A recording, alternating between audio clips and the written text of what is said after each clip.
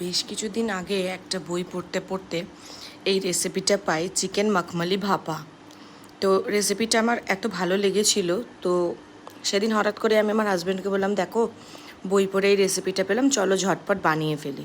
বাড়িতে যখন সব ইনগ্রেডিয়েন্টস আছে বানিয়ে নিই। ও তখন বলে ঠিক আছে বানিয়ে ফেলো।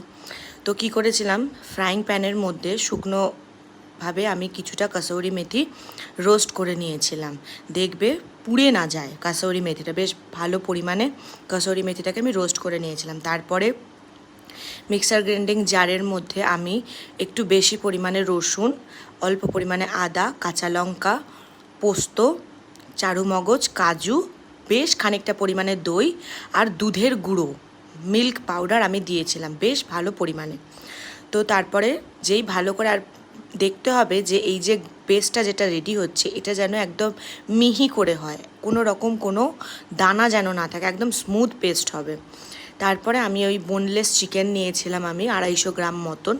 তো তার মধ্যে আমি এই পেস্ট কাসৌরি মেথি, যেটা আমি ক্রাশ করে নিয়ে রেখেছিলাম, নিজের হাতেই ক্রাশ করে নিয়েছিলাম, তারপরে গোলমরিচের গুঁড়ো আর এই যে ব্যাটারটা বানিয়েছিলাম সেই ব্যাটারটা দিয়ে, তার সাথে বেশ খানিকটা পরিমাণে লাগবে বাটার, মেল্টেড বাটার লাগবে, বেশ ভালো খানিকটা পরিমাণে লাগবে।